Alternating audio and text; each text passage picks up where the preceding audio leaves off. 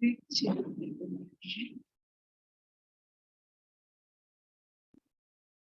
morning.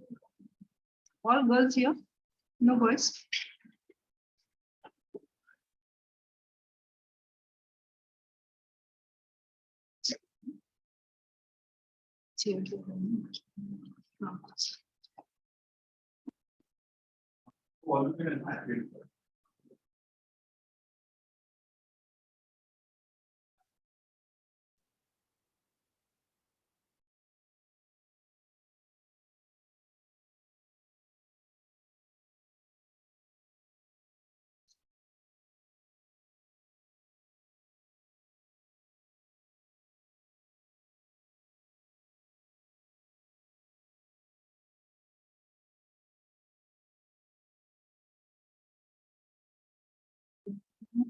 Okay, can I have your names?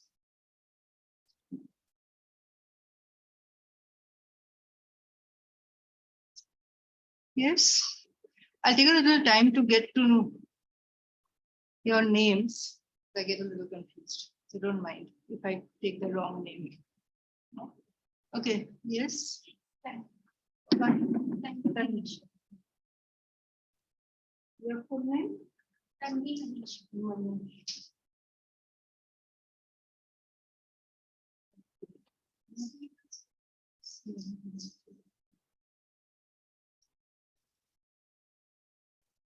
That's one advantage on online. You can see the names. Satvika. Satvika. And you? My name is Ria. Ria. Yes.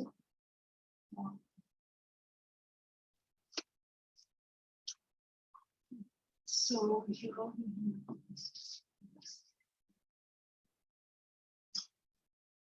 good morning, Kamya. No, Karmanya. Karmanya and Adesh. It would be good if you have your videos on so I know whom I'm interacting with. Right? Okay. Hello, good morning. Nice to see you. Okay, I think you all had one session yesterday of quants, right? So, do you have any idea about the exam format or anything?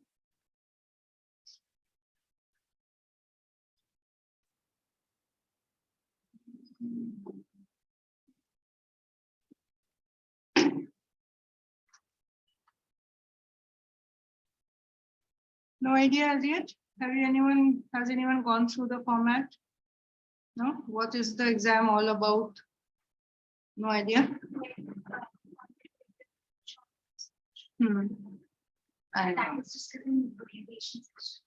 Okay, so I gave you an orientation of the exam. So what is the timing? How many questions? Yeah, all that. So you are not there. Okay, don't matter. I'll take you through it again.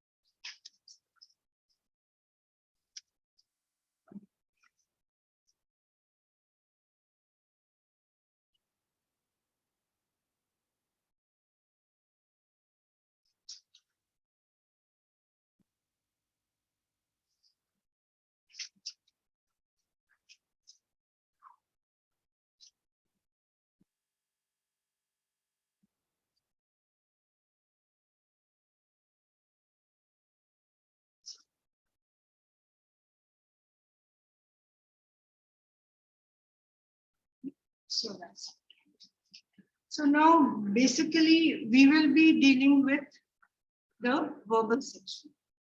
Yeah.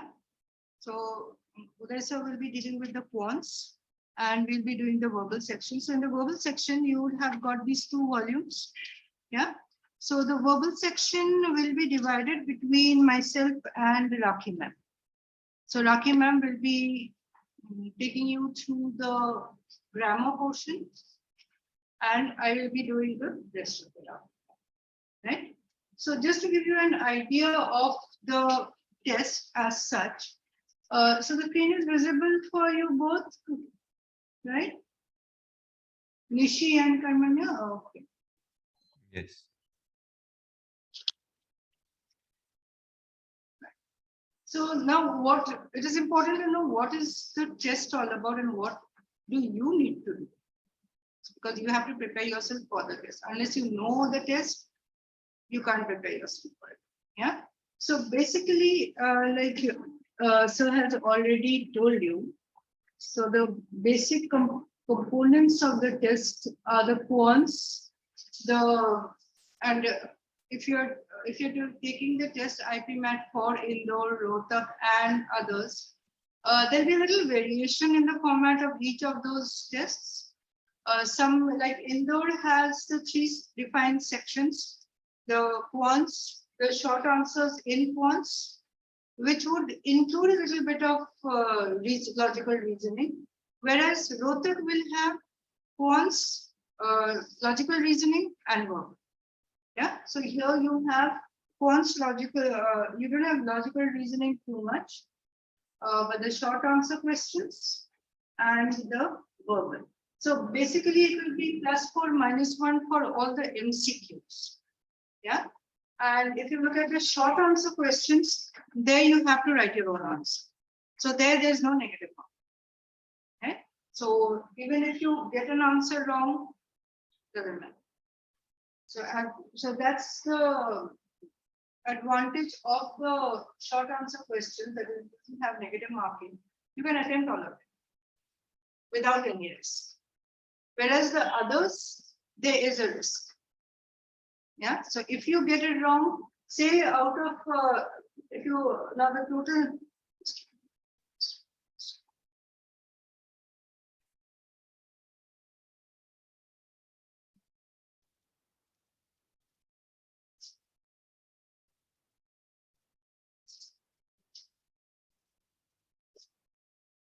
So you have 120 minutes, that is 2 hours.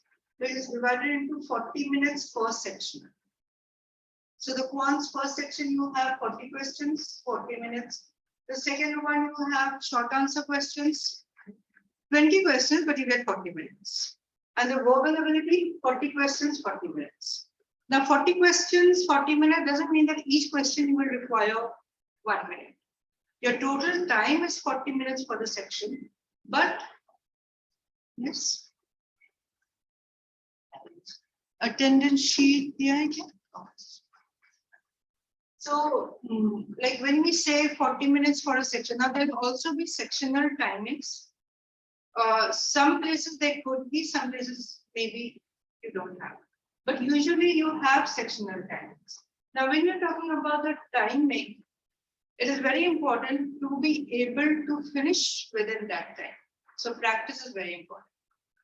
Yeah, keeping to the time is important. Now, keeping to the time doesn't mean that you have to use all the 40 minutes. You have to keep a buffer of 5 minutes. Yeah. So some questions you will see that you can do it in less than 30 seconds. Some questions will take you 1 minute, depending upon the type of questions. So when you're talking about the type of question, now you know it's all 100 questions.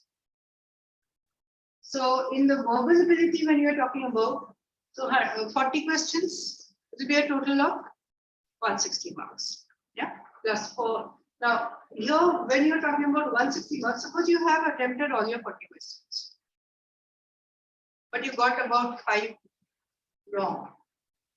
So 35 you got correct, but that 5 wrong will be -5 from the total. So you have to be very careful about that. Now, when you're talking about the verbal section, there will be what is it testing you on, that is important, right? So reading comprehension, yeah, I'll come to that in details. Critical reasoning, so your logical thinking skills are very important for you. Yeah. vocabulary, grammar. Now, one thing you have to do from day one, start building up on your vocabulary, right? So vocabulary is not that the day, only when that chapter is done, you will be doing vocabulary. It's an ongoing process. It takes time. So it's not about just mugging up a few words. It's about reading, about learning words, their synonyms, their antonyms, how they are used, right? Because that is a major part, and that is where either it will break your scores or make them. Yeah? So it's very important. And grammar rules are extremely important. So if you think that grammar was something you studied till the 10th standard, you have to get back to it. Right? So grammar is important. And when we're talking about reading comprehension, it's not only the passages and questions based on them. Your comprehension skills will be required for all questions, including the logical reasoning questions. Yeah. So comprehension skills would actually mean that you understand what they have written. Anything that is written, you have to be able to understand. Once you understand, you can find the solution to the answer. Right? So any question which comes up, usually these are the things that are required. Okay, that's the basis of the entire test. So now we come to the question types.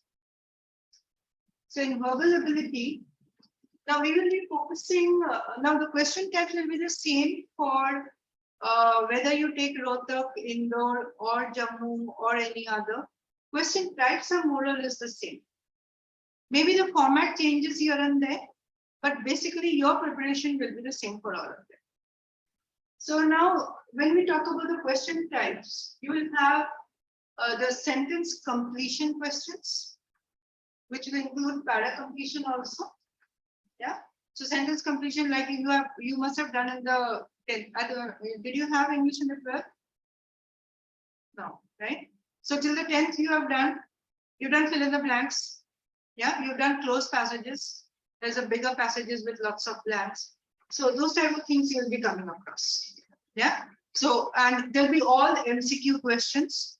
So say there are 3 blanks. So you'll have 4 options with 3 words each. Out of those 3 words each, you have to be able to select the one which has all the correct words. So if you have selected one option where maybe 2 words are correct, 1 is wrong, so you will not get marks. Yeah. So your option should be such that all of them match the blanks. And you'll also have paragraph completion in which 1 sentence would be missing. It could be the introductory sentence, the concluding sentence, or any one of them in the middle. Yeah. So now if you look at these require comprehension skills and analytical skills. Right? Then you can have the sentence arrangement, that is para jumbles. So when we talk about para jumbles, you will be given a set of say about 5 to 6 sentences with say they are numbered, and you'll be reading them and then figuring out what comes first, what comes after that. So there'll be a logical reasoning plus comprehension, right?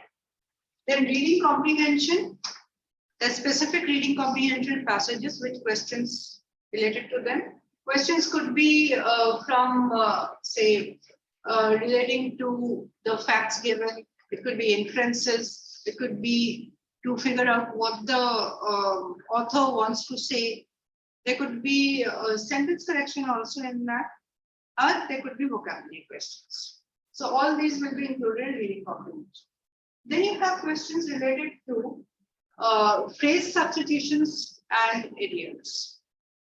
So maybe a phrase is given and you are asked to pick the idiom which relates to that phrase.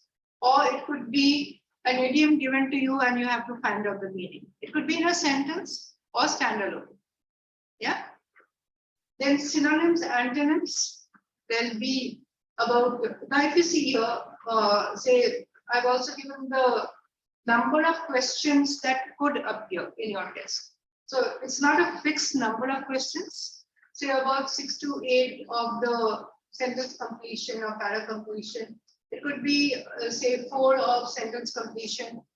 Say 5 of para completion could also be there. Depends. Sentence arrangement about 3 to 5 of them. Reading comprehension, you usually get 2 passages. About 5 questions each will be there. It could also be 6 questions, or maybe one has 5, one has 6. That also. So the maximum number of questions will be in your reading comprehension passages, right? And the idioms and phrases. So when you're talking about idioms, it will be not only idioms but also phrasal words, right? So how to use them, you have to know. Not only the mugging of the meaning, but how they are used. Now, synonyms and antonyms about 4 to 5 otherwise, and maybe a few which come into the comprehension. Analogies is another type of question that you will come across, right? And you know what analogies are? No? Like here in say logical reasoning also you do this is to this, so that is to that. So the relationship between different words. Words doesn't mean just words or meanings, but there could be different types of relationships. So we'll come to that. And then there'll be sentence improvement or sentence correction questions. So this is where your grammar comes into play on a big way. So unless you know the grammar, you can't spot the error in the sentence. Yeah. So there could be error spotting or improving on a particular sentence. So whatever the question comes, you will be. So about 4 to 5 or maybe even more could be there, right? So this is your format or the question types that will appear in your verbal section. Yeah. So here it doesn't always add up to 40 questions as I have given them. It's a range. They could be less somewhere, more somewhere. So now what do you require to prepare for the test? Right? They said grammar rules, very important. First thing you have to go through is grammar rules. Yeah. So Raki ma'am will be taking a few sessions on grammar, and you have to remember that okay, when you are doing the grammar section, mark all the important rules. Maybe you make your own notes, write them down the way you think it is most convenient for you. Yeah, make a list of the rules, important rules. So the grammar rules and how they now they're not going to ask you what a noun is or how a noun is used or what an adjective is or how it is used. Your work is to find out errors in the sentence. Yeah, grammatical errors and correct them. That is what you have to practice.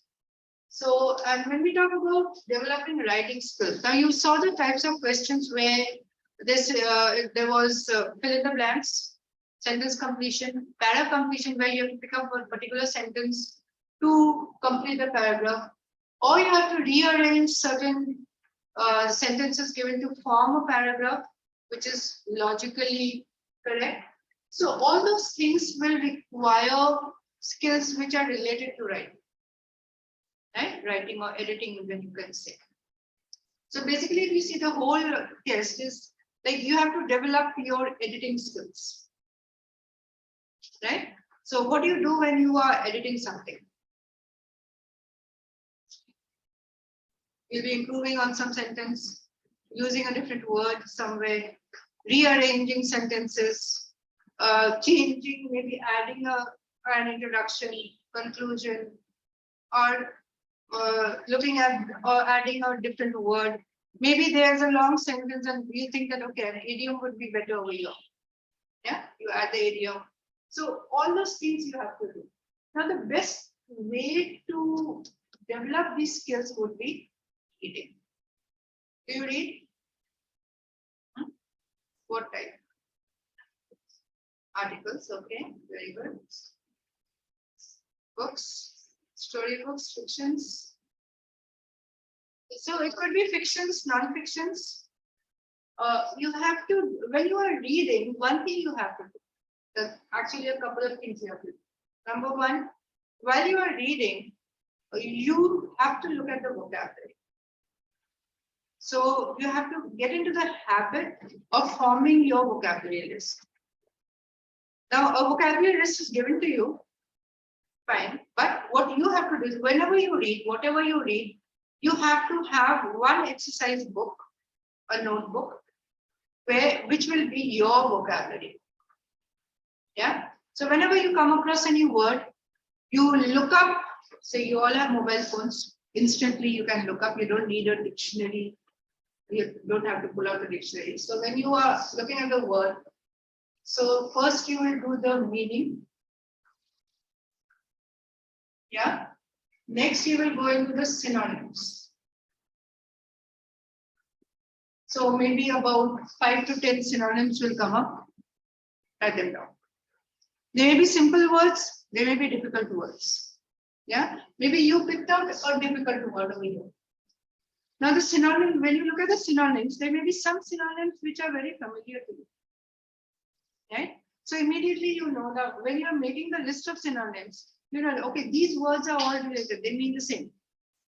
Right? So maybe there's a simple word which registers into your memory. Right? So when a simple word registers, you know the other words are related to this. Yeah. Next, you know that antonyms also come up. So you will also make a list of antonyms. Right? And if you find usage, then write down a couple of sentences on the usage of the word. Right? So this is what you will do when you are reading. Whatever you are reading, whether you're reading a newspaper article, even a small paragraph or an article anywhere, you will be able to figure out the antonyms and synonyms. Right? So when you go through the synonyms, you will automatically know the meaning of the word. Right? So this is what you are going to do on a daily basis. At least about 5 to 10 words every single day. Right? So because vocabulary is something that it's unending. We can never learn all words, right? And it is very difficult because even when I am teaching, many of the words I don't know. So it's not possible to know each and every word in the word. But still, you have to develop at least a decent amount of vocabulary. Yeah. So this is something you will be doing every day. You can even pick up the list in your books. And if you see the list in your books, I think it's in volume 1.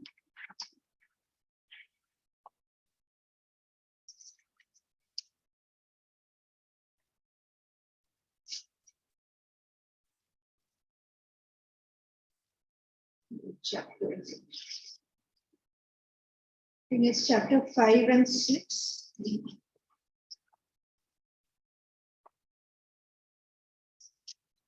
And another thing you will do is you will be looking at any difficult word, look at the root word. Right? So break the word down. So here you have a list of about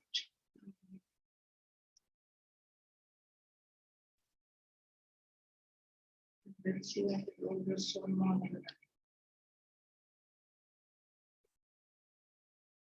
yeah, so you have about 442 words with just a meaning given.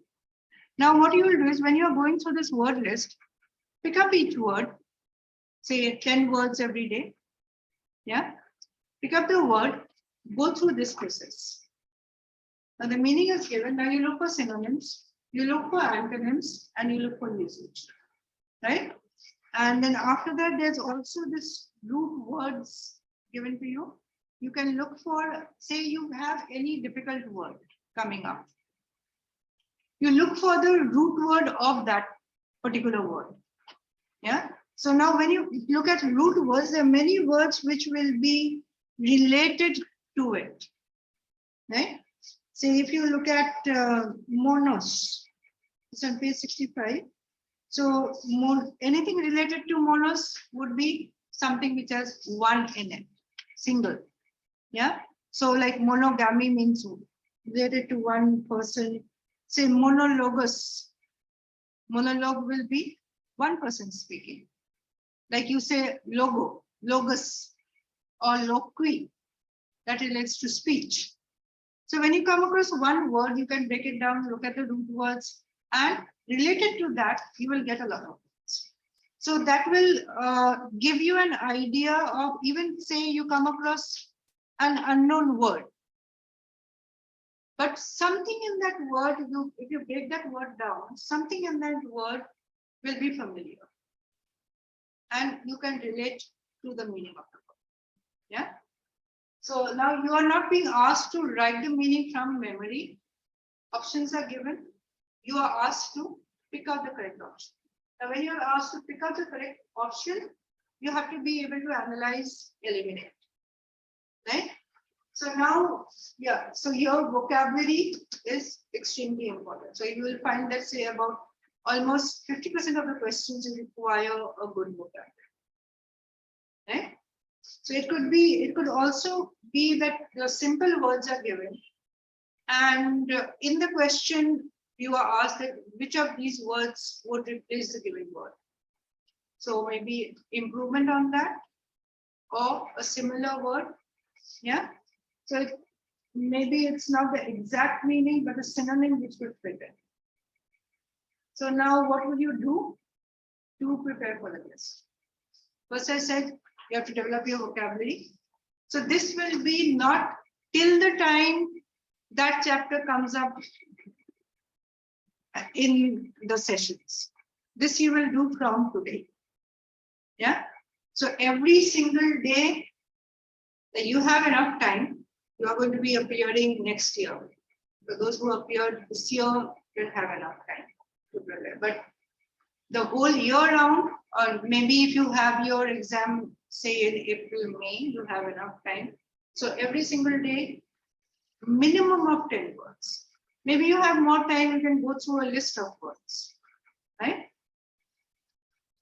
Now, when you're talking about your strategy for answering the questions, yeah, that is important, because just learning grammar or practicing is not enough. You have to strategize how to study and how to work. Yeah. So now you know that there's the main thing would be, first thing, now you'll always get complex sentences. You will not get a single sentence. You'll get 2 or 3 sentences. Yeah. In comprehension also, you will get long sentences. Now the first thing is simplify. So paraphrase, say it in your own words. Look at, especially when we'll come to the specific strategies for specific types of questions. But overall, what you will do is you will break it down, simplify. Now, especially in the grammar questions, identify what the subject is, what the verb is. In more complex, like in the fill in the blanks, identify the main idea. So simplifying what is given to you and understanding. This is where we talk about comprehension. So your comprehension and analytical skills, you have to be developed. So you have to train your brain to do that. So this is nothing about mugging up. Yeah, it's all about thinking in the right direction. So that's what we have to do. Now, you know that most of your questions are multiple choice questions. So the best way is to eliminate. So look at the answers which are wrong. Maybe you have a difficult word, you don't know the meaning. And out of the 4 options given to you, maybe you know 2 of them. Third one, probably you can figure out it's a negative word or a positive word. And the 4th one, you don't know the meaning. So process of elimination will help you to get to the right answer. Right? So this process of elimination is very important when you are coming across multiple choice questions. Right? And of course, there are negative marks.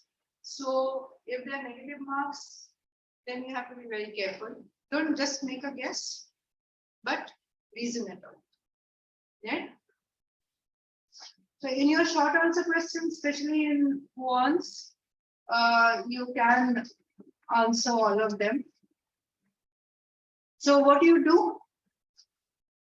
if you are making a mistake, now when you're practicing, you'll get a question wrong, obviously.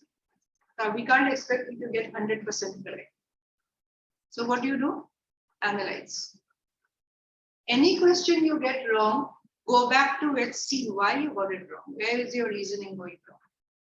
So when you may get a similar, you won't get the same question again. So you won't be mugging up anyway. But you'll get a question which has the same type of reasoning, or same type of strategy. So next time you get a question like that, you will not get it. Yeah. And similarly, when you are answering your questions, now you won't go with like guessing that, okay, I got it right, fine. When you are practicing, go back to the questions again and see why, what was the reasoning you used. So always justify your answer, right?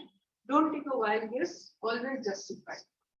Now, another thing when you are practicing slowly, like first few steps will be building up on your strategy. Next step will be to building up on your speed. So strategy will give you your accuracy.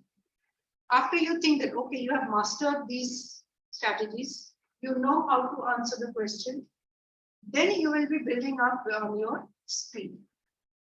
Yeah, speed is important. Now, speed doesn't mean that you answered all 40 questions, but you didn't get it correct. Yeah, so speed means you have to be able to answer. So speed and accuracy go together. You can't say, I answered all of them, but I got 10 wrong. Right? Say you answered 30 questions, but all of them are correct. So how much do you get?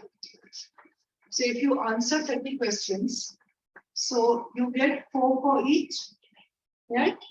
So you get 120. Now suppose you answer all 40 questions, but you get 10 wrong.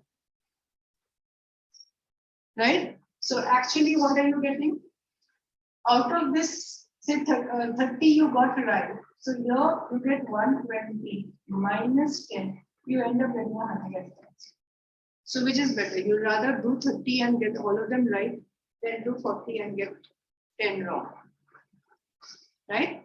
So your speed and accuracy both are very important. So if you are now leaving out 10 questions, which are risky, is better than attempting all of them and getting 10 wrong. Right? So you know that 120 would definitely be better than 110. Right? So that you have to be able to manage. Like I said, whenever you have a doubt in any question, especially the MCQs, you know there's going to be a negative mark. Keep it. Any difficult question which you think that you are not very sure about the answer, let it go. Yeah. So you can begin with the easier ones. You can go back to the difficult ones, write them down. You also have the option in your exam to review the question before you submit. Right? So when you are attempting the paper, you will be attempting the questions one by one, or maybe you can go to the vocabulary questions first, whichever is easier for you. Maybe somebody thinks that the parajumble questions are easy. You can do them better. For some people, the comprehension questions will be easy. So you have to formulate your own strategy of answering the question. So the order in which you answer the questions will depend upon you, which ones you find easy and more comfortable with, that you do first, and then go on to the ones you find. So at least you know whatever you answered, you have got them correct. Yeah? Instead of doing the difficult ones, losing out on time, and then moving on to the ones which you would have got correct. Yeah. So when you have a time crunch, even the easiest question you can get wrong. So that you will not do. Okay. So now coming to what you have to study. Yeah. Now the questions that will come, we have already talked about. So para-completion, usage of words, right? Para-jumbles, reading comprehension, fill in the blanks, and grammar questions. So all these skills you have to be developing. Now, there is a syllabus also available. So it's good to know the syllabus, otherwise you'll be thinking, why are we studying so much of grammar? Right? So you have about 4 sessions are devoted to only grammar. So when we're talking about grammar, this is the syllabus that indoor and indoor Rota, all of them have the same type of syllabus. So when you're talking about grammar, the nouns, pronouns, adverbs, verbs, prepositions, conjunctions are very important. Yeah. Even preposition, when you have prepositional phrases, how to use a particular phrase. Yeah. Like you, if I say, I look upon, that would mean a different thing to as compared to look up to. Yeah, so how the phrases are used is important. Conjunctions, direct, indirect speech. That is also you have to do. Figures of speech, the phrasal verbs, tenses, articles, active passive voice, deductive reasoning, and subject verb agreement. This one is very important. Subject verb agreement is confusing.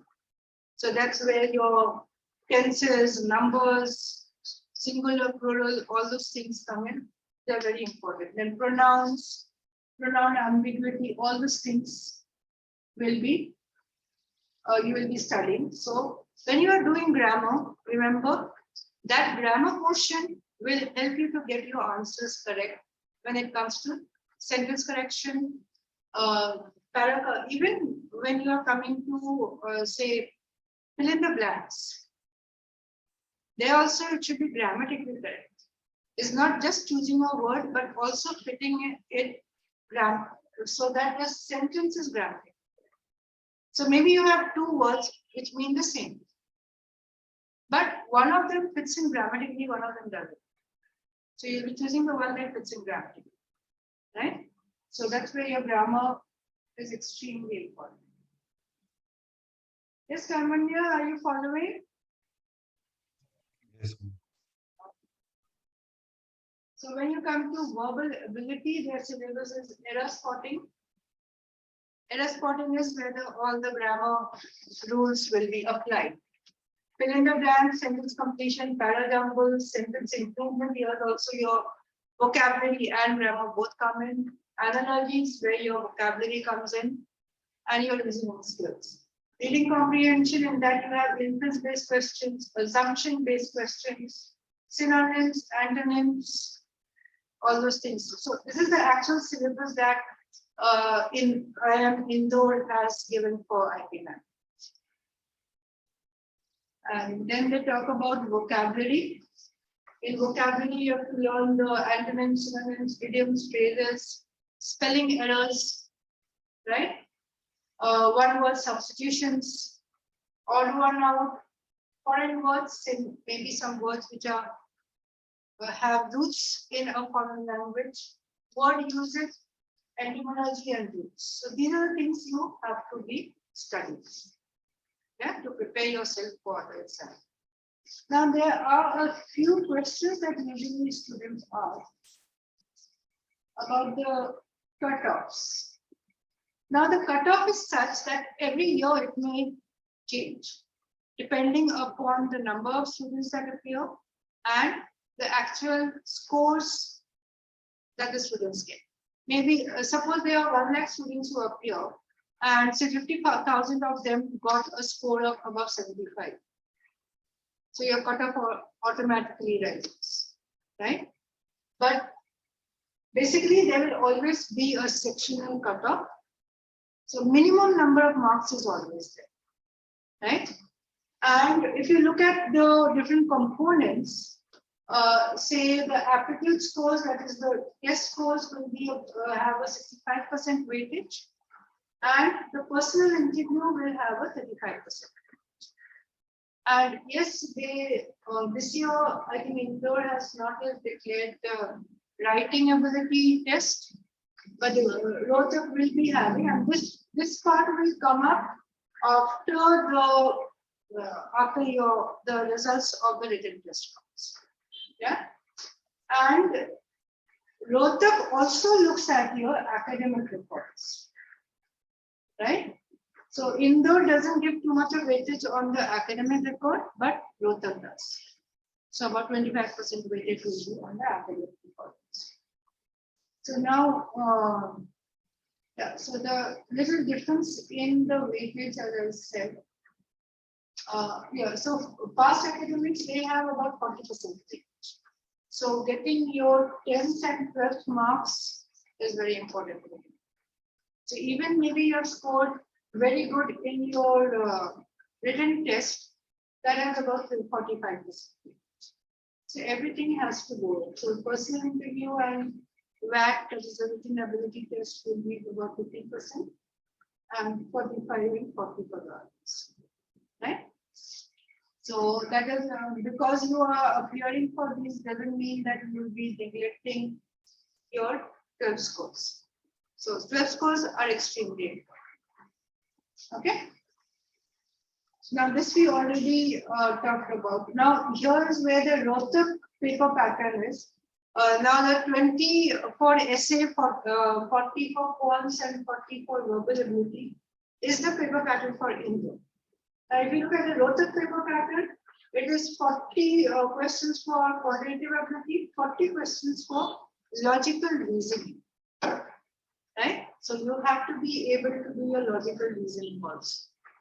And another thing you have to be able to brush up on, and that also takes time on a regular basis also you have to do it. But when you come to the personal interview, there your general knowledge will also come. So your understanding of the present situations, certain political situations or economic situations, or how you analyze certain things, say world, or what is going on around the world, what is going on in your country, all those things you have to be able to know. Yeah. So on a regular basis, you have to keep yourself updated with current events. And in some, apart from Rohtak and Indore, if you are taking other tests, they will also have one portion which is based on general knowledge. So maybe something on history, something like you have done general knowledge too. It's a long time, maybe you haven't got back to it. So just brush up, right? So that will be good. So this was your sectional scores. Yeah. And Indore, if I said the aptitude scores have a 65% weightage. Your personal interview will have a 35% weightage. Yeah. But yes, earlier they used to. Now I don't know about next year what they'll do. But still, you have to be prepared. Maybe this could change.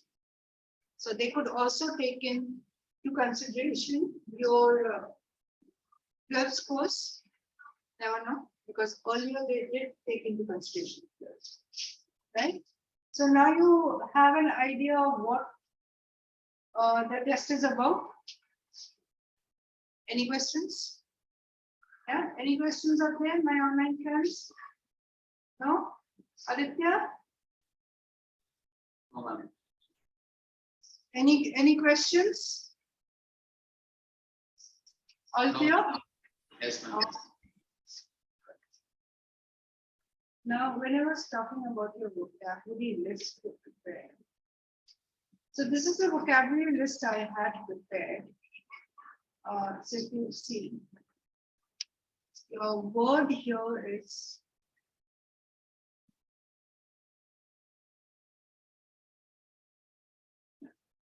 the word here is imperceptible, right? So this is what you're going to do. Write on the meaning, the dictionary meaning, the usage, right?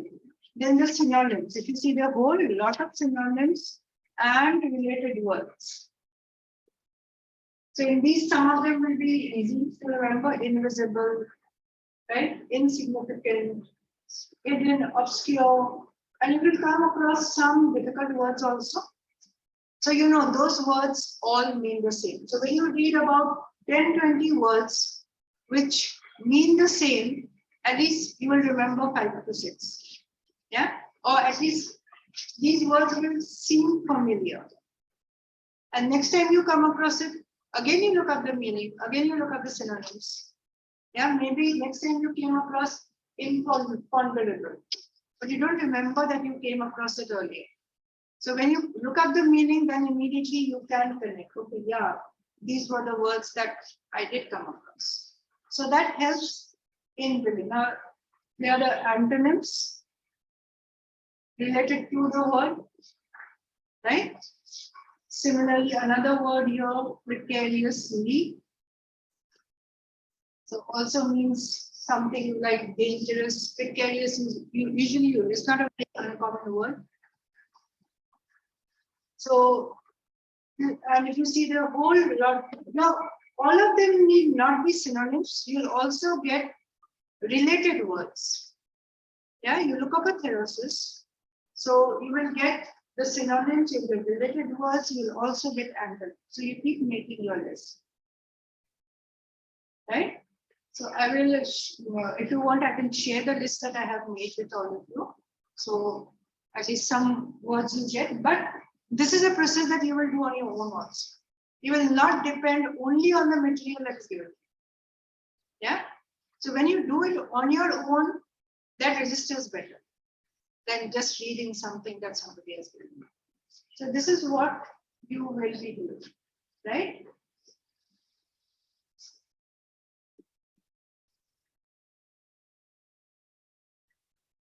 Okay, so now what we'll do today is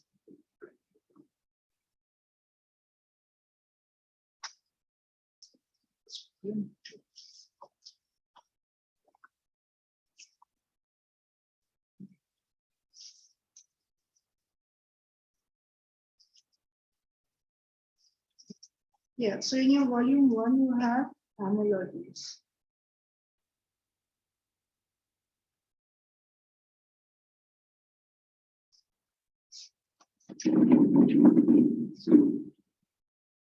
I think you can turn to page number 101.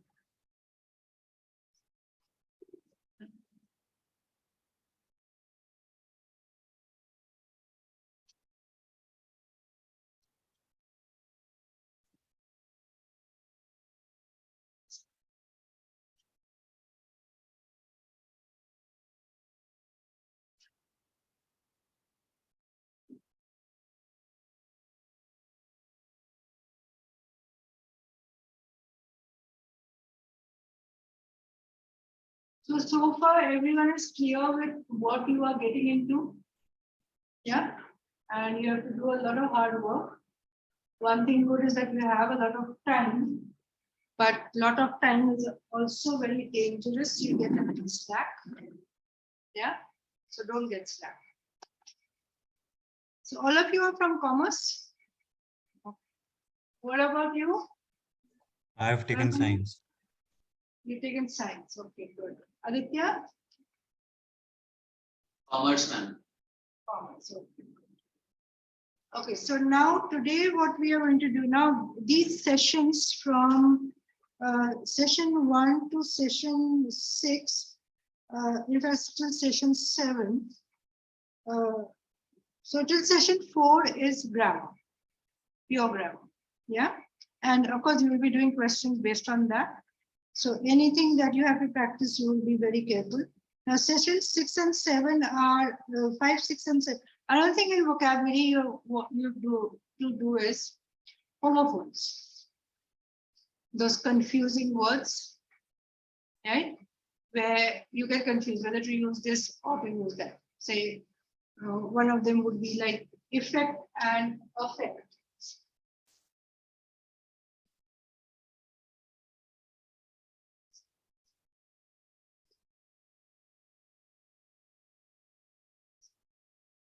Are you sure when to use these words? Yes. When would you use effect with an E? Effect is when there is a situation and there's some effect on someone. Effect on someone. And Like effective, a medicine is effective. It gives an impact that is, and effect is affect basically for living organisms, like for example, circumstances. This situation gave an effect to this, led to this. Yeah, there is a confusion. So basically, Affect is the cause and effect is the result. it could be, but not really. Affect could also be like something affects somebody. That Now, is a one you can remember, like affect with the A is the verb form, and effect is the noun form. So the effect of something, and when you say affect, something affects you. Yeah, that will be A. So whenever the action-oriented word comes in, it will be affect. When the noun form comes in, it will be effect. Yeah. So simple things. So the homophones are very important. They'll be giving you homophones.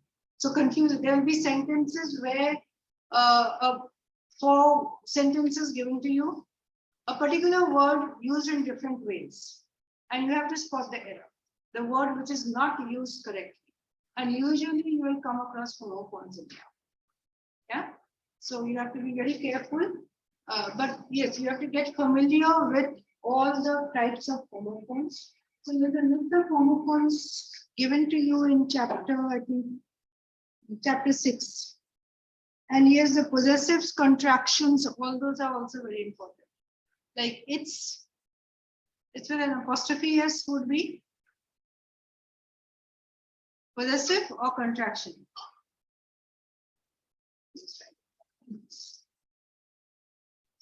possessive. Possessive. Are you sure?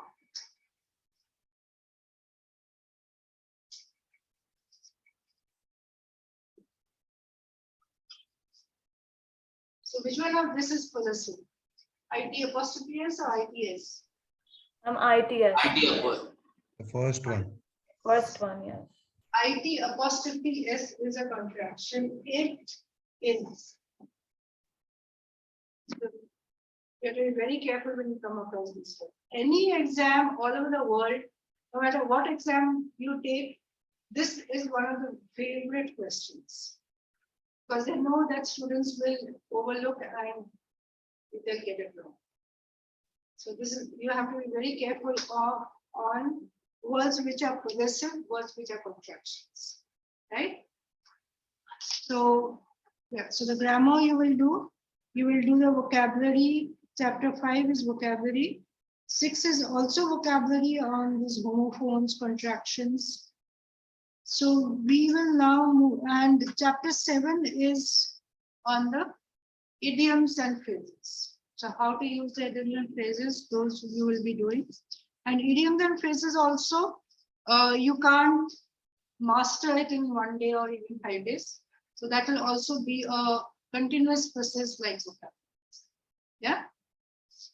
So now we will move on to chapter 8, that is analogies. Right? So you know what analogies are?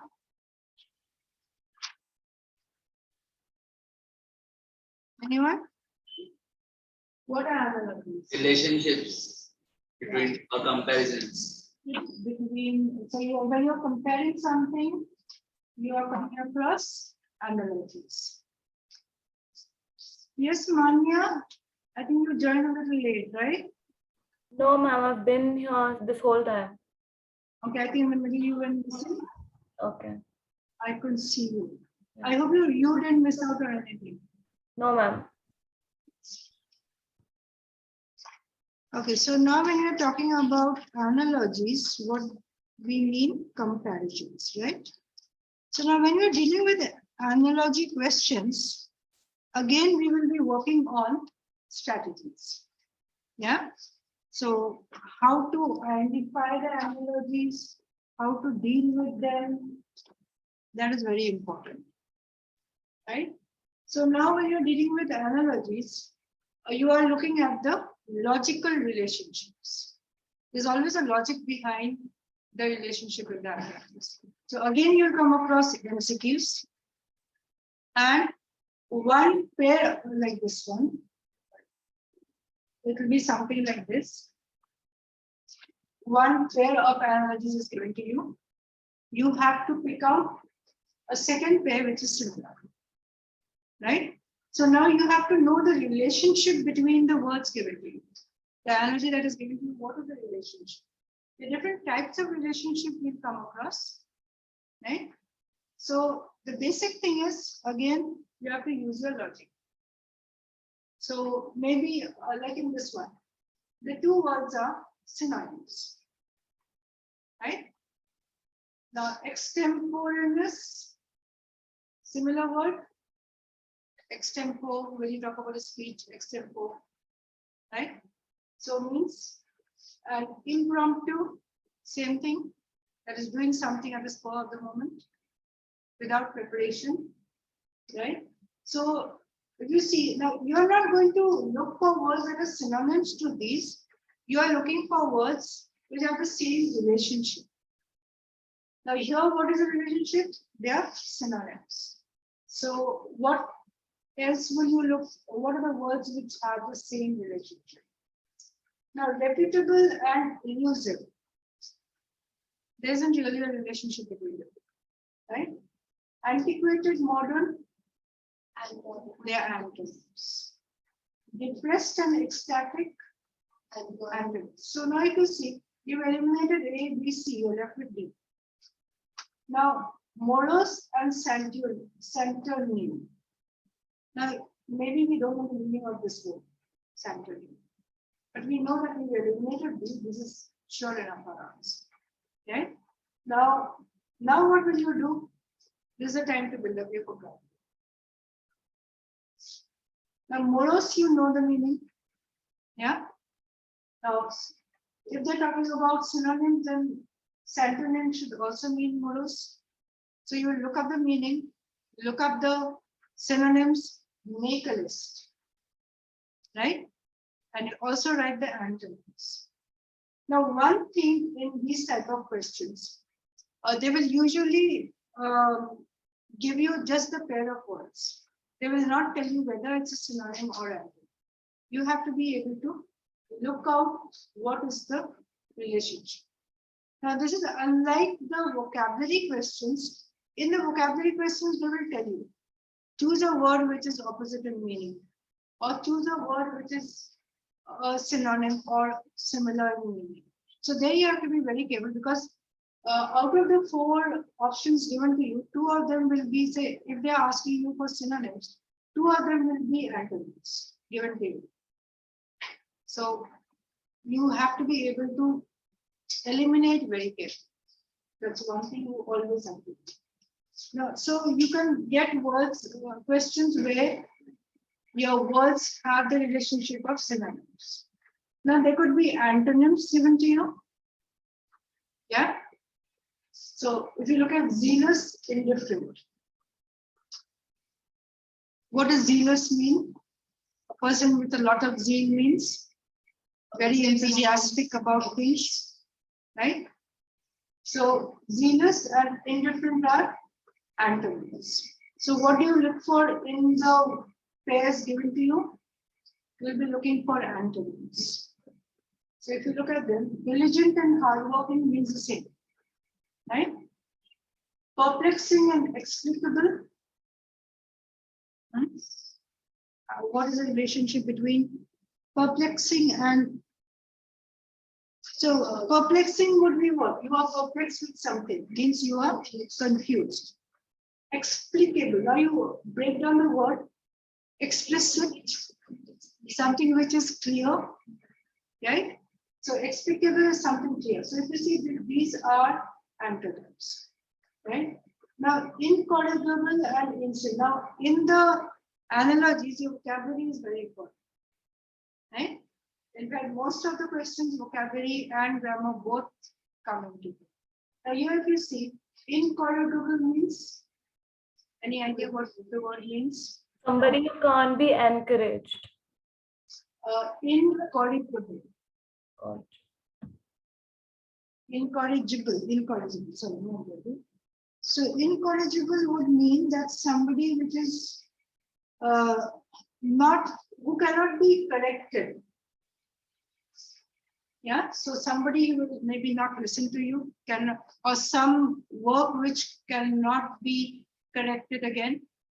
Yeah, cannot be rectified. So that is what incorrigible would be.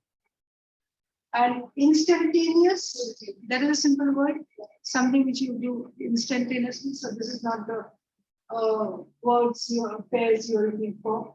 Mysterious and exclusive doesn't really have a clear relationship. So it may have a relationship, but you will be looking for a pair which has a clear relationship. So the only one which is a clear relationship is B, maybe. Yeah. Because C and D don't have a proper relationship. So these were antonyms and synonyms. Now there would be another type of relationship which is degree of intensity. Right? Two words are given to you. They may be synonyms referring to the same thing, but say if you have words like sip and gulp. Sip is taking in slowly. Gulp is taking in with greater intensity. So they say enthusiastic and fanatic. Their synonyms mean the same, almost. Yeah. But enthusiastic is, okay, you're just enthusiastic and very interested in something. Fanatical is to a different level. Yeah. So you're a fanatic is too obsessed about something. Right? So if you see, now another thing you have to be careful is like the direction of the comparison. So here it is going from lesser to greater.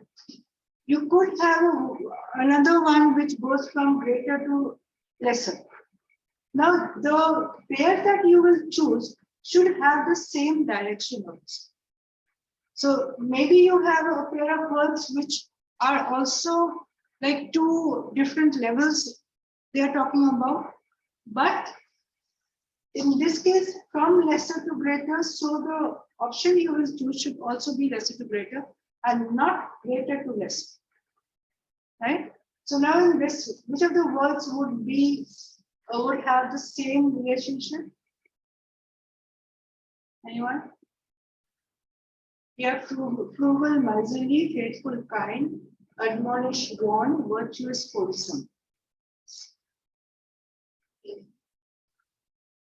E? A? Are you sure? So what does frugal mean? Careful in spending. Yeah. And miserly is extremely careful, stingy, not spending at all.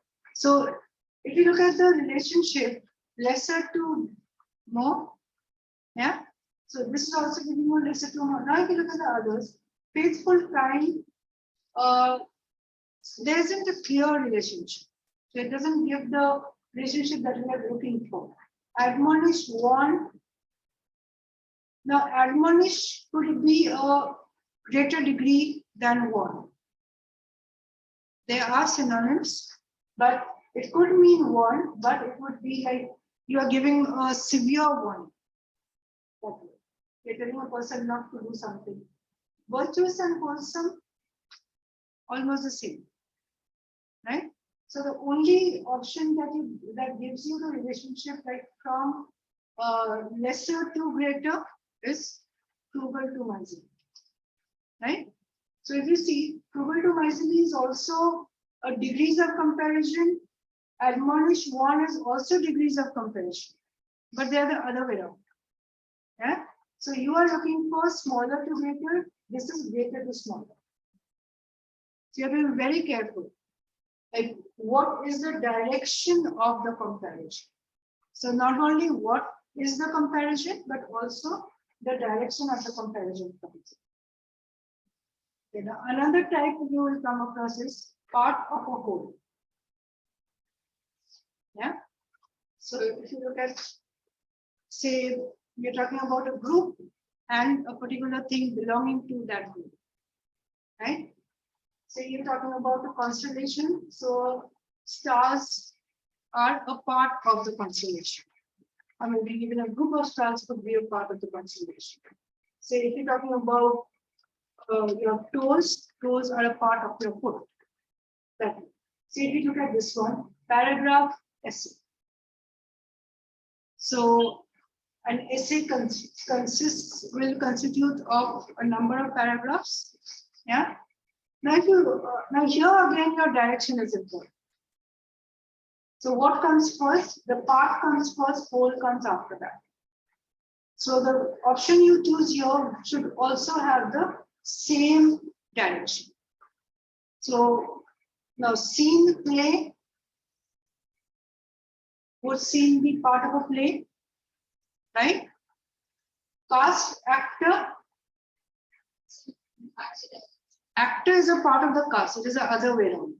Right? So we will not take B, eliminate B. Symphony orchestra. It doesn't have a whole two part relationship. An orchestra would be playing the symphony. Yeah. Now, direct dictator oppressed, we don't have the whole part relationship here. So we will eliminate it B, C, D, we are left with A. Right?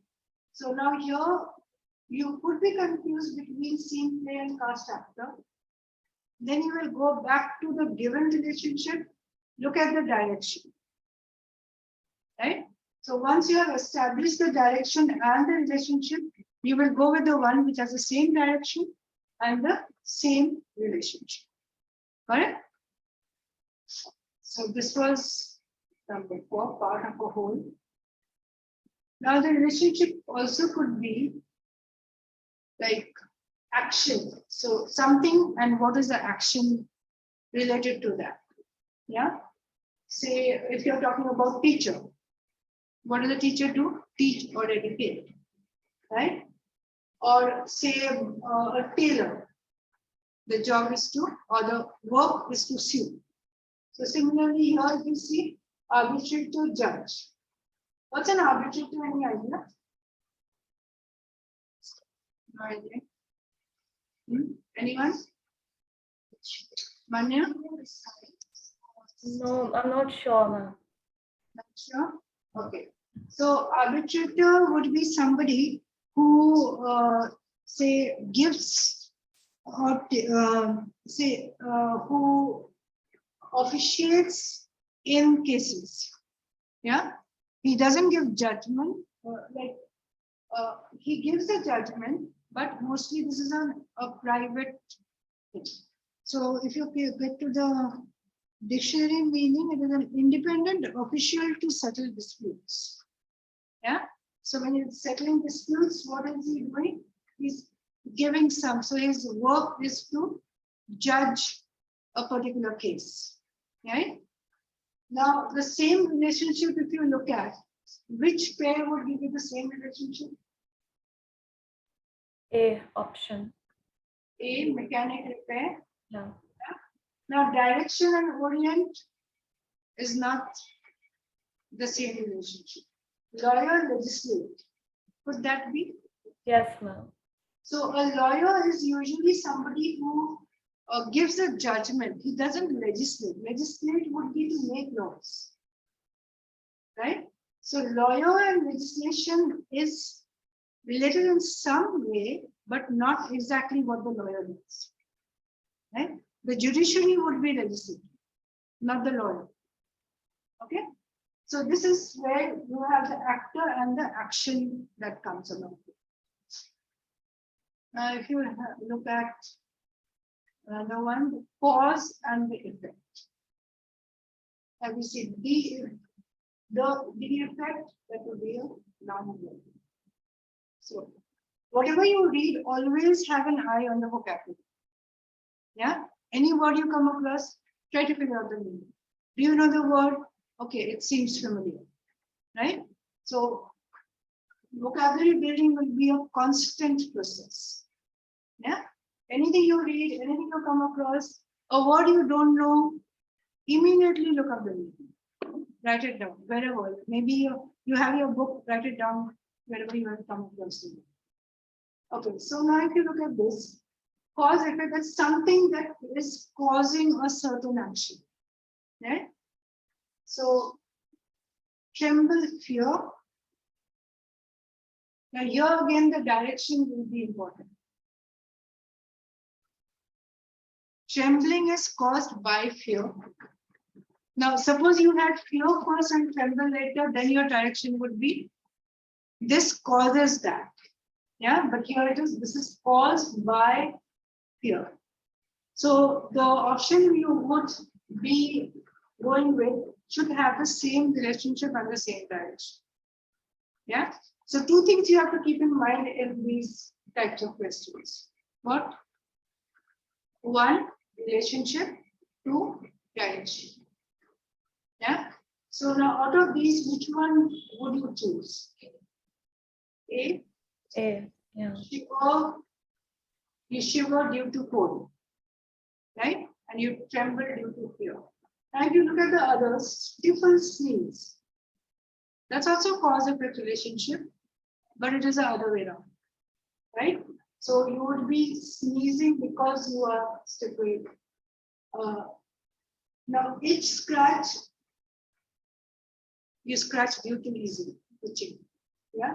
So the relationship is the other way around. So we will not go with those. We will go with the one which has the same direction. So this is also one of the types of relationship we'll come across.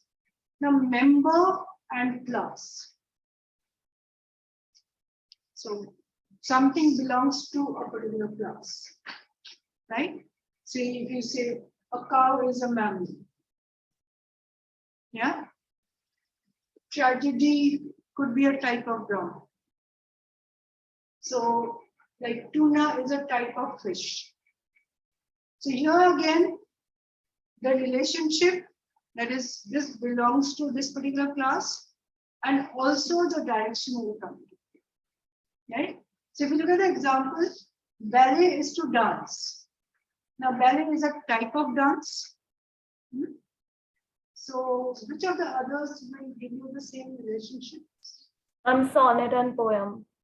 Sonnet and poem, right? Now if you look at a book, novel. Novel is a type of book, but the relationship is the other way around. So sonnet is a type of poem. This will give you the same relationship. So you have to be very careful about the direction. It's not just okay. These two have this relationship, fine. But maybe you have two options which are giving you the same relationship. Then you will be looking for the direction of the relationship, right? Now you can also come across definition. Like a word is given to you and another word which maybe gives a little bit of a definition of that particular word or term, right? Say if you're talking about frivolous, so somebody who is frivolous would be silly. So maybe you come across an attribute that describes that particular person or that particular characteristic, right? So maybe somebody who is careless is casual. Yeah. So similarly, if you talk about philanthropist, who is a philanthropist who does charitable work, right? Altruism. Ever come across that word? No? Yes. You know the meaning?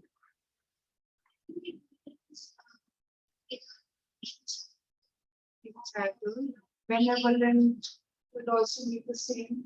So what would our altruism would be like? Selfless service.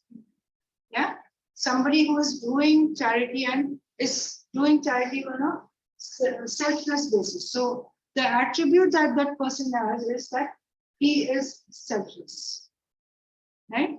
So if philanthropist is related to altruism, what would the other pair be? Now, nationalist, orthodoxy, do they go? You can eliminate. Yeah, so what is ascetic self-denial? We don't know, so we'll wait. Yeah. Writer publication, does it have the same relationship? No. General soldier doesn't have the same relationship. So the only one left is ascetic and self-reliant. Right? So now, who is an ascetic? A person who likes to inflict, say, sorrow and hardship on himself. Yeah. So a person who is of a negative type of thinking. So self-denial would be an attribute of an ascetic. So not doing something for oneself, keeping something away. Yeah. So maybe somebody who abstains from things is very self-disciplined to the point that he is denying everything to himself. So that would be an ascetic. So if you see, the relationship is what is the term and what is an attribute to that term, right? Okay. Now we have a whole lot of them. Now you can also come across function. So maybe there is a word given to you, and the next word is the function that that word is relating to. Yeah. Say like this one. When you talk about gloves, what do? They protect your hands. Yeah. So gloves is to protect. Feet is to walk. So the function of that particular thing. So training is to skill. What is skill doing? Developing training. That's what it is doing. So we have to look for the option which is giving us the same. So first word, what is that word doing? Yeah, what is the result of it? So neurological brain doesn't give a function. Yeah, eliminate. Auspicious event doesn't give a function. Eliminate.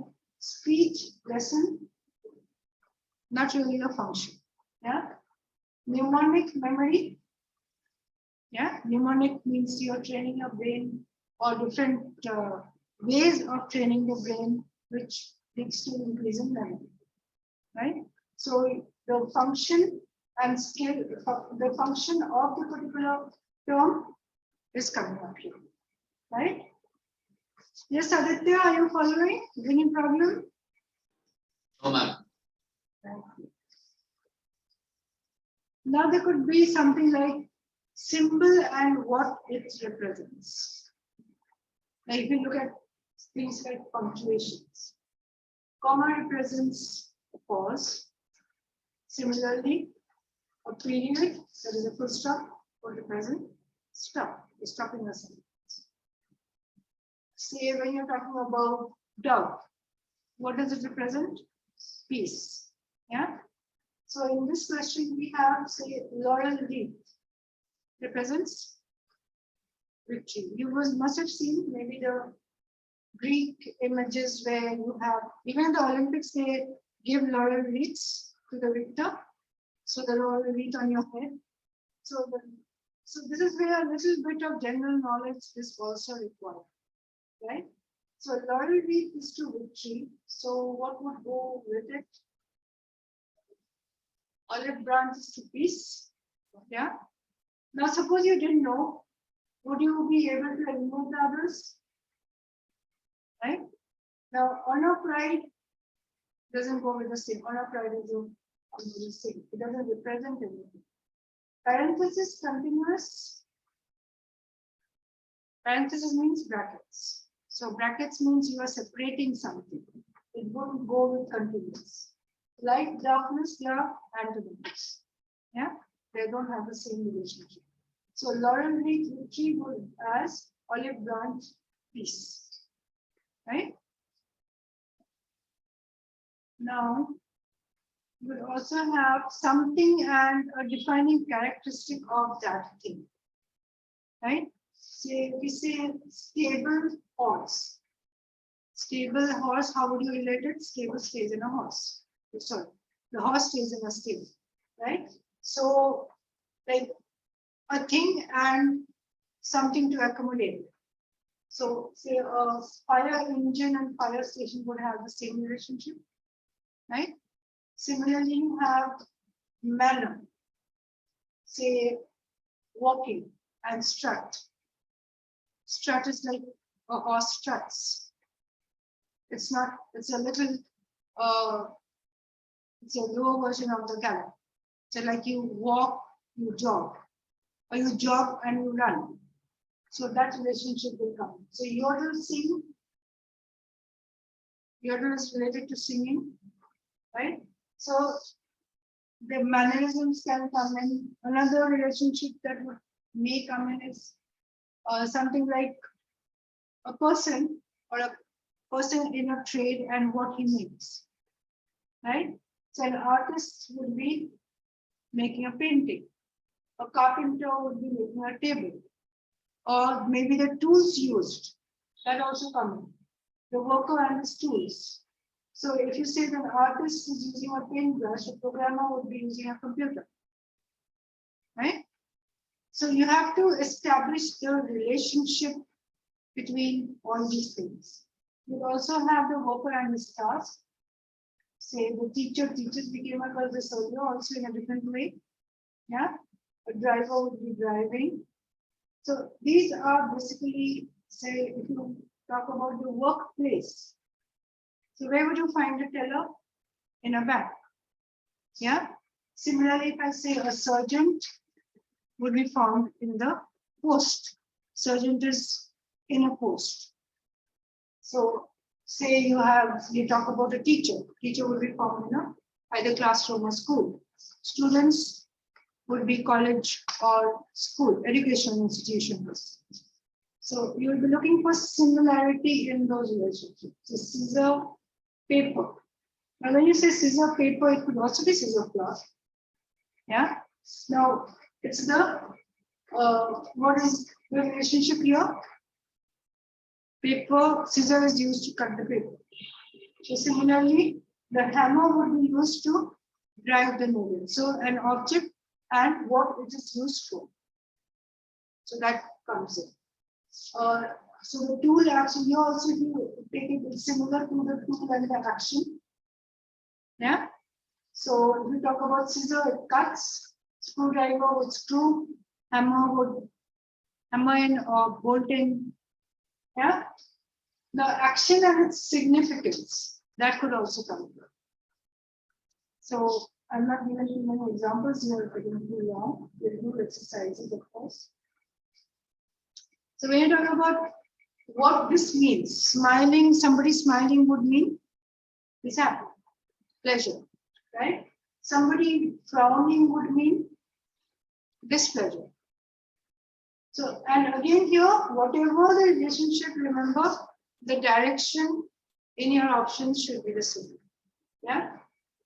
Now, consequence or the sequence of events that can come in.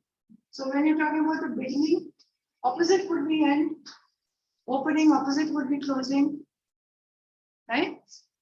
So now here it is not only the sequence, but also opposite of it. Or maybe you can get something like synonyms, beginning would come relate to commencing.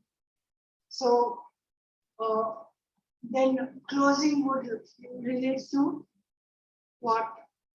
Right? So different ways that it is. So you have to be, now the gender can also come in, like duke, duchess. So these things you have to be a little familiar.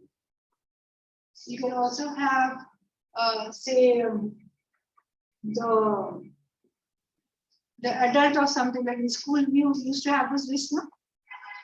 Babies or group of, so all those things can come in. Right?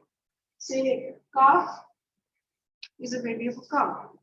Yeah, that's a relationship. So tadpole is a baby of the frog. It could be the other way around also. Right?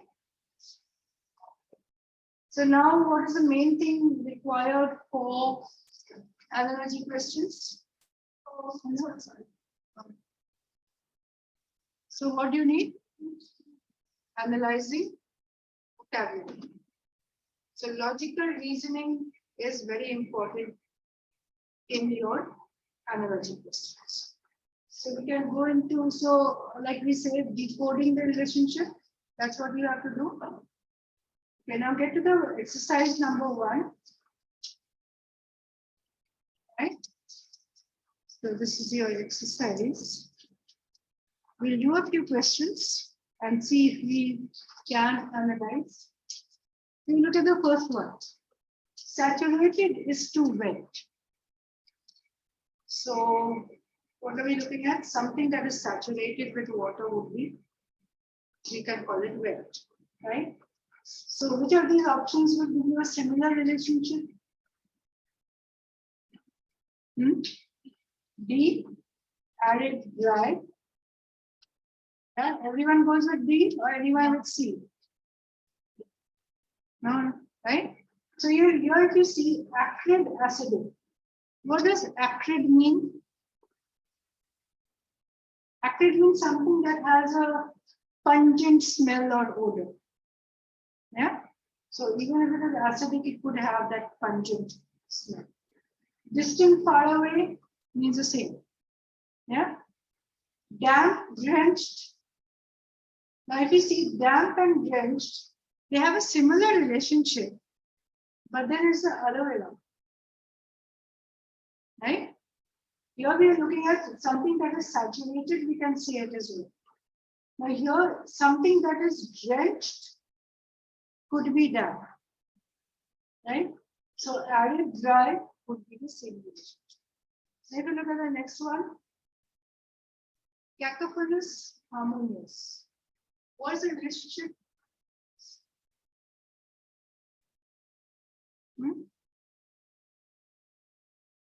Cacophony you have come across. A variety of sounds, maybe. Yeah, sounds, but they are the opposite sounds. Cacophonous is too noisy or not good to hear. Cacophony of the cow, crows, right? Some, or maybe a musical instrument which is not sounding good, but it is too loud. That is cacophonous. And harmonious is something soothing, something good to listen to. So something harsh to something good. Yeah, so the opposite, but harsh to good. So which one would you go with? A. A. Yeah. Bellicose to Pacific, right? Now if you go with the other, bellicose means again loud sound. Yeah, something which is not very good to hear. Now beauty, peace is not the same relationship. Eliminate. Tempestuous and stormy. Tempest. You come across the word tempest? And the synonyms. They are synonyms. Tempest means storm. A very, like the here, this will be a different degree. Yeah. Considerate and sympathetic, again synonyms. Right? So A is the only one which is left. Even if you don't know the meaning of bellicose, if you eliminate the others, you still get to your answer. Right? So you don't have to just leave a question because you don't know the meaning. Okay. Kangaroo, joey. Was it intention? And synonyms. Synonyms, they're not synonyms. Yeah, the baby. It's like the parent and child. Parent and child. Joy is, now even if you look at the options, yeah, Joy is a baby kangaroo. So you will be looking at the options which will give you the parent to the child. Yeah. So lion, pride, no. Pride means A pack of lions. yeah. Goose, means that could be baby beauties. They also be talking about a group, a baby or beauties. Foal horse. That's also baby child, but the Other way direction. around. So we will not go with B, we will go with B. Right? So even though the relationship is the same, the direction is different. Unhappy, miserable. Now, what is the relationship here? What What can we Degree say? of intensity. Degree of intensity. You are unhappy and you are miserable, that is increasing intensity, right? So you get your options. What will you get? Option D. D. Hmm? D. Option D. Quiet are opposites. Mournful, oblivious is also opposite. Yeah. Passionate and appreciative is not giving you the same relationship. Content and euphoric is the same relationship. Yeah. Content is okay, you are fine with something. Euphoric, you really like it. Right? So intensity is good. Okay, now we come to this one. East and Oriental. Location. Location, yes. So what is A. Oriental mean? The people who are from the eastern part of the world.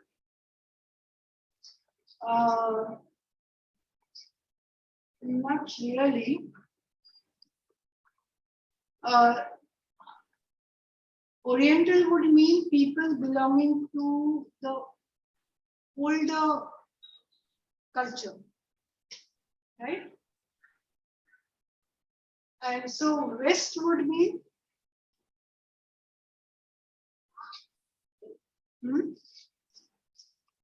The western world. yeah, Occidental. What does Occidental mean?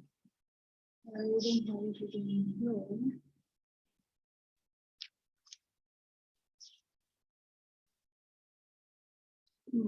Okay. So Occidental would mean something that belongs to the Occidental is actually opposite to the West. Yeah.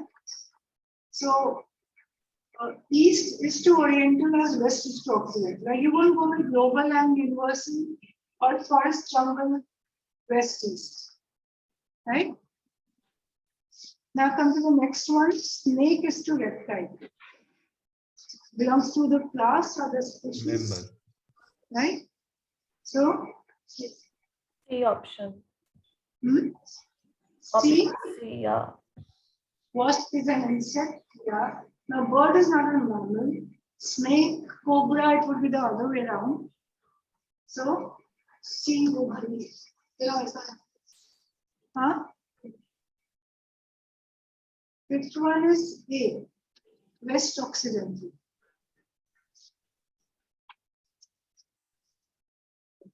Now, illiterate education. Was a relationship? Hmm? Something that the person doesn't have. Like illiterate person doesn't have education. Yeah. So, And a blind person doesn't have experience. So it's Right. A. so well-mannered rude would be opposite, but the other way around. Yeah. Now, miserly, miserly and money, it doesn't have the same relationship. Pristine and elegance means the same. Right? So, knowledge and experience would be similar. Look at this one. Number 8, rude and boorish.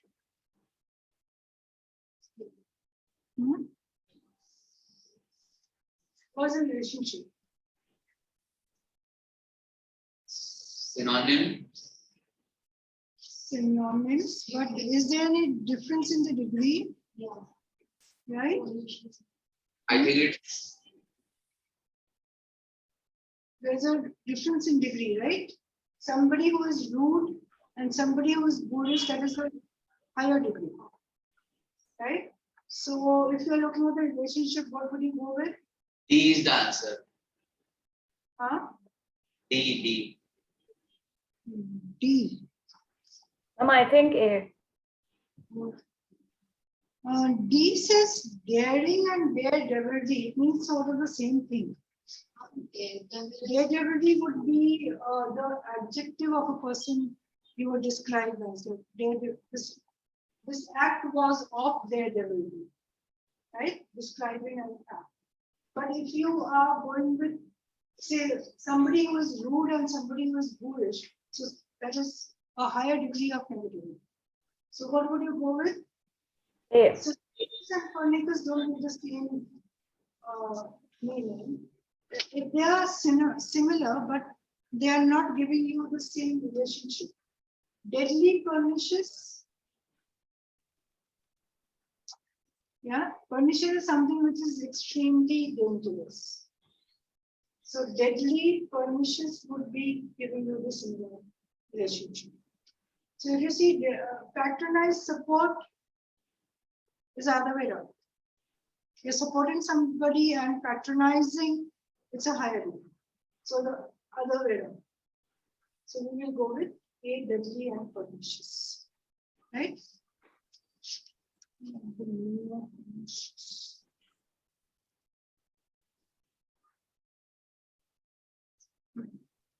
Okay, now scale is to tone.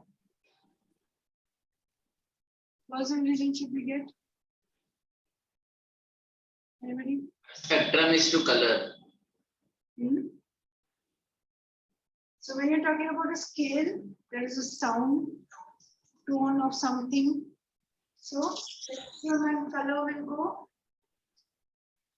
Now, There are what will- different tones in a scale. Likewise, there are different colors in a spectrum. So we can go with spectrum and color. Would we go with wave and amplitude? And No. why not? Not related. They're not related, right? Dark and light, they're opposites but not related in the same way. Rainbow and shower have no such relationship. So spectrum and color, because spectrum is say colors are a part of the spectrum. So part of a whole, or the relationship that is consisting of that. Okay, author, manuscript. Actor to action. Actor to action. Where did you get actor to action? Yeah, it is actor to action. But Architect to blueprint. architect blueprint. So when you are talking about an author, first thing that the author creates would be the manuscript before it goes into the final version. Similarly, architect would be creating a blueprint before going into the final version, right?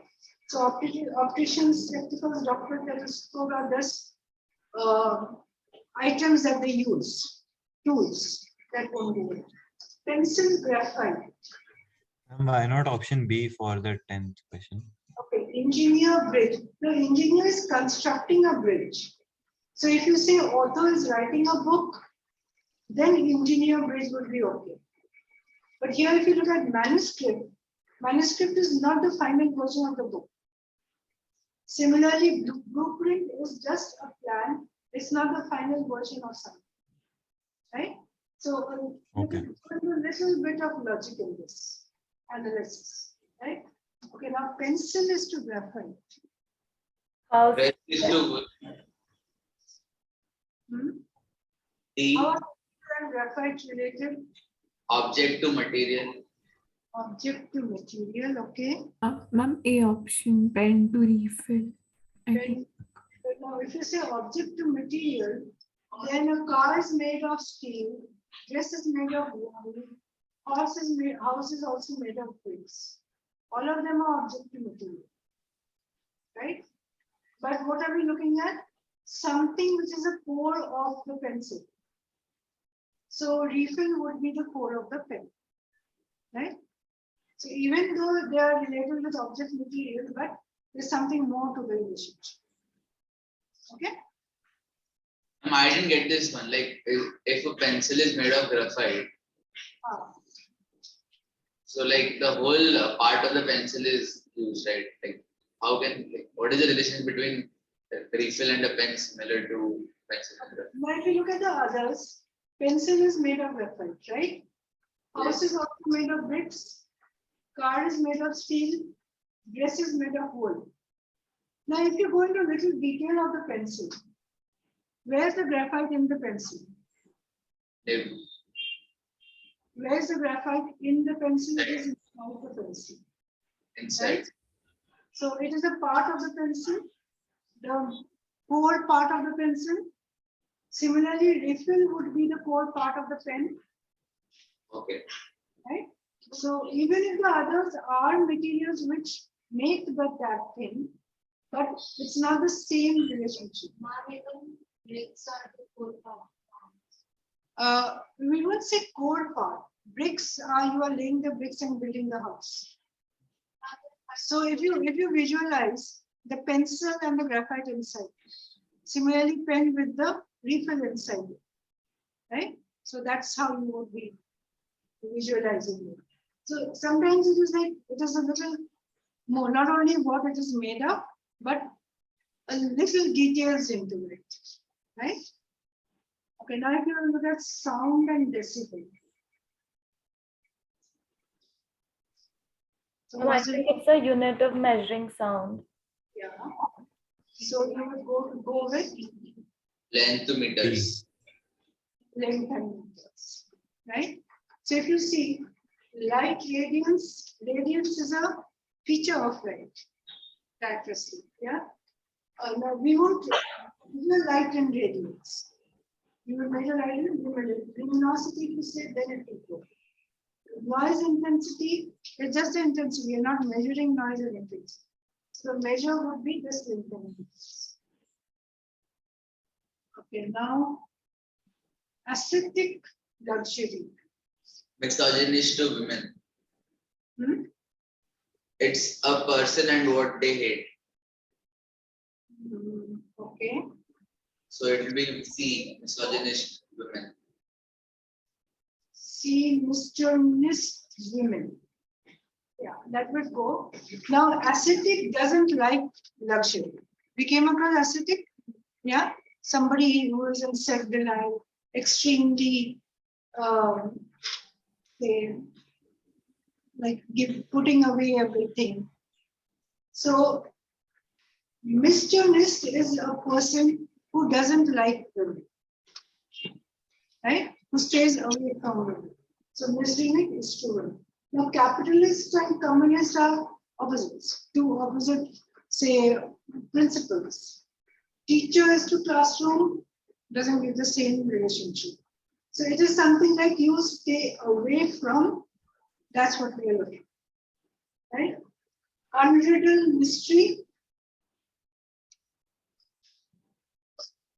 you will be unriddling mystery, right? So Option A. The option, yeah. deactivate a bomb, right? But if you look at the others, crack of glass, that doesn't give the same relationship. Here you are solving something, right? So cracking of glass is not solving something. Strike harder doesn't give the relationship. Fish, animal are different things. So unriddled and mystery would go with this. Okay, let's see. And what does anemone mean? Animal is, I think, a species of fish, right? A sea animal. In fact. If I'm correct. Now here we come to the stable is to horse. Hotel and guest. Sty is to pick, D. Time is to pick. Right. Now why won't you go with hotel is to guest? Because guests don't stay permanently there. Yeah. It's not a home for, right? Now I come to change is to immutable. When you say change, what's immutable? You must have heard of mutation. Yeah, change. So mutation means change. Immutation means no change. So change is to immutable would be opposites. Impossible, plausible. Impossible, plausible, that could be. Mobile movement would be the same. Implicit notions doesn't have such a relationship. Constancy, unsteady. That also is similar. Now, when you have similar, what do you go with? Then look at the direction, right? So what is the direction? Change to immutable. From something which changes to something that is constant, right? So we will not go with constancy unsteady, it is the other way around. So we will go with impossible, impossible and plausible. Wait a minute. I think plausible is something that can be explained. No. Impossible and plausible. Plausible is something that can be, that's an opposite actually.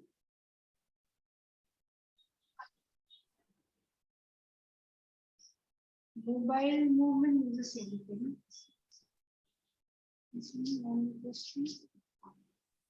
Okay, now if you look at this, now here what do we do first? Impossible and plausible doesn't have the same relationship. Impossible is something which cannot be done. Plausible is the opposite of it. Now change and immutable means plausible is something which can be possible, can be done. Like say, climbing the Everest is plausible. It can be achieved, right? So impossible, plausible will not be the same relationship. Then we say around the applause. That means Applause, APPLAUSE. okay. Yeah, there is a A. This is plausible is something that is possible or that can be achieved, achievable. So here if you see change immutable is true. Now if you have eliminated the others, mobile movement are eliminated, implicit notions are eliminated. The impossible plausible doesn't give the same relationship. Only one you are left with is constancy unsteady. Right? Now, yes, it may not be the same direction, but it gives the same relationship. So if you have only one option that is giving you the same relationship, you will go with it. Right? Okay, now this one, number 17, extract and tooth. So, Cut and nail, I think. yes, Cut and nail, I think.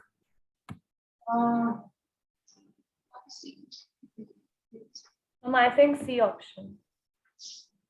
extract tooth. So Ma'am, you D. extracting a tooth, what are you doing? And B, uprooting the stump. Oh, yeah. So uprooting stump.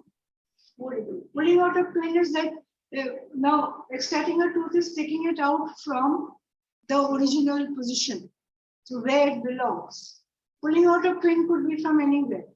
It doesn't give the same type of relationship.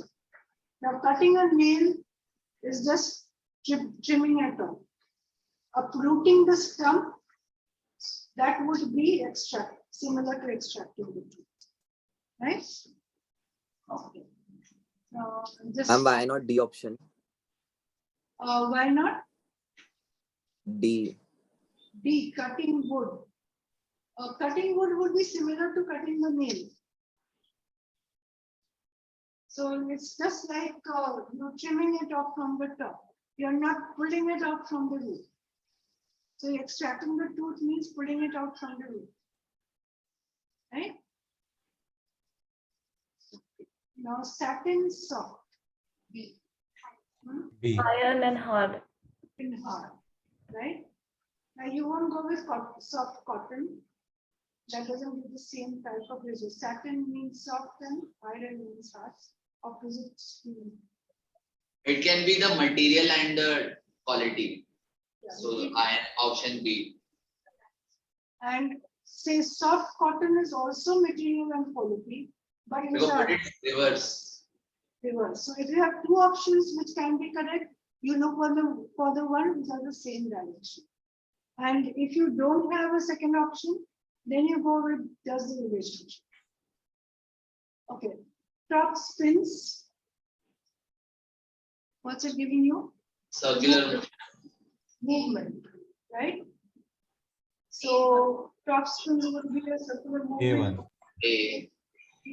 Earth rotates. Earth rotates. Now car accelerates will not give the same type of meaning, right? Toy plays and moon glows don't give the same relationship. Okay, milk spoil. C. Ma'am, option C. Cow wind. Yeah. So we cannot say water filter or metal bin. We go with something that it was fresh and it is not fresh anymore. Flower. So we did this exercise. Now in your books you will have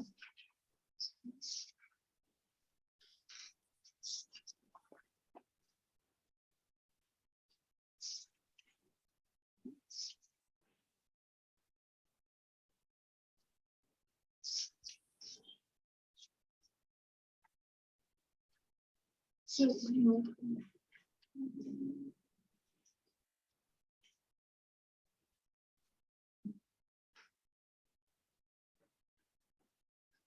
so we did exercise 1 from your book. You have exercise 2 and you have exercise 3. Right? So this exercise 2 and 3 you will be doing for home. Right? And when we meet next, I will continue with this. So we also have an odd man out after this. So odd man out is also, you can go through it. It's similar. So there also you have the relationship between the 4 options given to you. Which one doesn't follow the same relationship, you can eliminate. So the logic will be similar to the analogies, right? So this you can do. And after this, you will be meeting Rakiman, we'll be doing grammar. And I'll be coming back after you finish the grammar.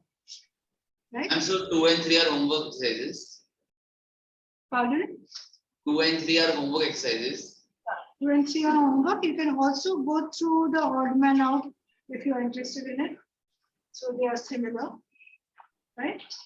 And yes, you will be working on vocabulary every single day. That's a permanent homework. 10 words minimum every day. You'll be writing the meanings, making a list of synonyms and antonyms. Right? And also you may pick up a few sentences of usage. This you will be doing. And also you will be going to whatever, say, idioms you come across, know the meaning of the idiom, know how it is used. Right? So these will be on a permanent basis, you will be doing. So by the end, you will be having, say, 2 thick books, 2 thick exercise books of vocabulary. Right? Okay. So any doubts from today? No? All clear? So at least analogies you will be able to do with confidence. Yeah? Okay then. So I'll end the session for today. Yeah? And if you have any doubts, write them down. So when you're solving, if you think that, okay, maybe the answer that is given in the answer key is not compatible with what you think. You can make a note of it, we can discuss, right?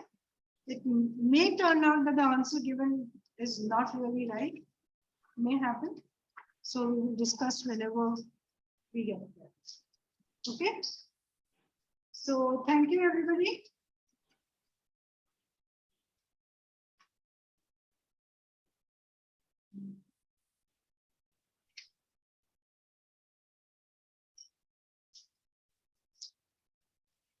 So you people are all in Kharghar?